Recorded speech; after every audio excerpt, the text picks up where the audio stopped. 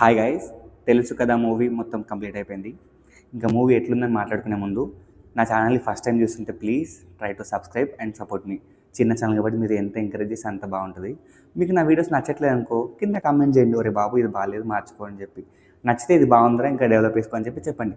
I take it your feedback and please encourage మీ.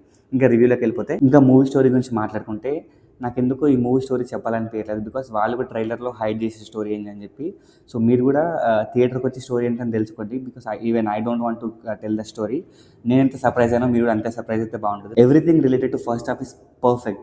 వాళ్ళ story కానీ, వాళ్ళు ప్యాక్ చేసుకున్న స్క్రీన్ ప్లే కానీ, వీళ్ళ పర్ఫార్మెన్స్ కానీ, ముగ్గురివి సిద్ధు, రాశికన్నా, శ్రీనిధి, ఈవెన్ హర్ష, వీళ్ళందరి పర్ఫార్మెన్సెస్ పర్ఫెక్ట్. సిద్ధు కొన్ని కొన్ని చోట్ల యాక్టింగ్ చేస్తూ ఉంటే, వాడు నవ్వుతుంటే, వాడు ఒక లుక్స్ ఇస్తూ ఉంటే భయం వేస్తుంది. అంత సంకినా కొడుకులకి యాక్టింగ్ ఉంటుంది. తమన్ ఇచ్చిన సాంగ్స్ 2 సాంగ్స్ బాగుంటాయి. ఫస్ట్ హాఫ్లో బ్యాక్గ్రౌండ్ స్కోరింగ్ అయితే పిచ్చి పిచ్చి లేపేసిండు. Highlight background score. లైక్ ఆ స్టోరీ బట్టి, ఆ సీన్ బట్టి బ్యాక్గ్రౌండ్ స్కోర్ దర్దరం అంటుంది. అంత బాగా కొట్టింది సార్ తమన్ అయితే. ఫస్ట్ హాఫ్ ఇంటర్వల్కి వాడే ప్రాబ్లమ్ని కొని తెచ్చుకొని మరి ఇంట్లో పెట్టుకుంటాడు. అంత మంచి కాన్ఫ్లిక్ట్ సెట్ అయిపోయాక మనకు కూడా భయం వేస్తుంది. మీ అమ్మ ఇంత పెద్ద కాన్ఫ్లిక్ట్ పెట్టుకున్నాడు, నెక్స్ట్ ఏమైతే సెకండ్ హాఫ్ స్క్రీన్ ప్లే ఎటు పోతుంది. ఈ second half screen play start అయినప్పుడు మనకు భయం అవుతుంది. ఎవరి సైడ్ తీసుకోవాలో అర్థం కాదు. లైక్ ఇది మొత్తం మన అంటే రాశి సైడ్ తీసుకోవాలా, లేదంటే శ్రీనిధి సైడ్ తీసుకోవాలా, లేదంటే మన సిద్ధు సైడ్ తీసుకోవాలా నాకు అర్థం కాదు. బికాస్ మొత్తం కాన్ఫ్లిక్ట్ పైన నడుస్తూ ఉంటుంది. మన మెచ్యూరిటీ పైన డిపెండ్ అయి ఉంటుంది. సో ఈ సెకండ్ హాఫ్ మొత్తం వీళ్ళ ముగ్గురు చుట్టూ డ్రామా చుట్టూ నడుస్తుంది. కొంతమందికి ఈ డ్రామా ఎక్కుతుంది, కొంతమందికి ఎక్కదు.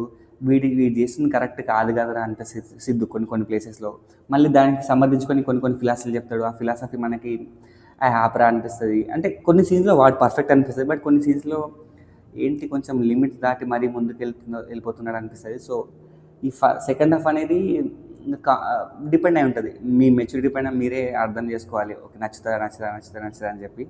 But second half relaxation point ఎక్కడ వస్తుంది అంటే అన్నపూర్ణమ్మ గారు కామెడీ. ఆల్మోస్ట్ ఒక 10-15 నిమిషాలు మంచి కామెడీ వరకు ఒక 10 నిమిషాల కామెడీ మంచిగా నవ్వుకుంటారు. థియేటర్ మొత్తం పగలబడి నవ్వుతుంది. సో కొంచెం రిలాక్సేషన్ బాగానే ఉంటుంది. మళ్ళీ మూవీ సీరియస్ టోన్ షిఫ్ట్ అయిపోతుంది. సాంగ్స్ వస్తాయి 1-2. సో సెకండ్ హాఫ్ మొత్తం డ్రామా పైన ఉంటుంది. నాకైతే నేను డిసైడ్ చేసుకోలేకపోతున్నా సెకండ్ హాఫ్ నచ్చిందా నచ్చలేదా అన్న కాన్ఫ్లిక్ట్లో ఉన్నా నేను కూడా. సో నా వరకైతే I'm not able say. But first half is perfect, second half is okay to good అనిపించింది. Because I'm not able to judge. So మీరే చూసి డిసైడ్ చేసుకోండి. నేనైతే పక్కా వెళ్ళి మీ ఒపీనియన్స్, మీ థాట్స్ బయటపెట్టండి అని చెప్తాను అయితే. సో ఎవరైనా చూసుంటే ఒరే బాబు నాకు ఇది ఎక్కింది నీకు ఎక్కలేదు అని చెప్పి కింద కామెంట్స్ చేయండి. ఇంకా ఈ మూవీకి మేజర్ అసెట్ వచ్చేసి Thaman music and background score. అన్ని పాటలు బాగున్నాయి. బ్యాక్గ్రౌండ్ స్కోర్ అయితే పిచ్చెక్కించిండు. సెకండ్ హాఫ్లో ఫస్ట్ హాఫ్లో ఒకలా ఉంటుంది బ్యాక్గ్రౌండ్ స్కోర్, సెకండ్ హాఫ్లో ఇంకొకలా బ్యాక్గ్రౌండ్ స్కోర్ ఉంటుంది. So everything is nice about Thaman. ఇంకా సినిమాటోగ్రాఫర్ అబ్బాబా ఎంత బ్యూటిఫుల్గా చూపించారు. యాక్ట్రెసెస్ని రాశికన్నా, హర్ష లుక్స్ ఒక దగ్గర ఒకలాకుంటే నెక్స్ట్ ఇంకో సీన్లు ఇంకో లేకుంటే, ఆ సీన్లు ఇంకో లేకుంటే, లైక్ బియర్డ్ నుంచి నార్మల్ నుంచి బియర్డ్ తర్వాత క్లీన్ షేప్, అంటే లుక్స్ అంతా కాన్స్టెంట్గా మెయింటైన్ చేయలేదు.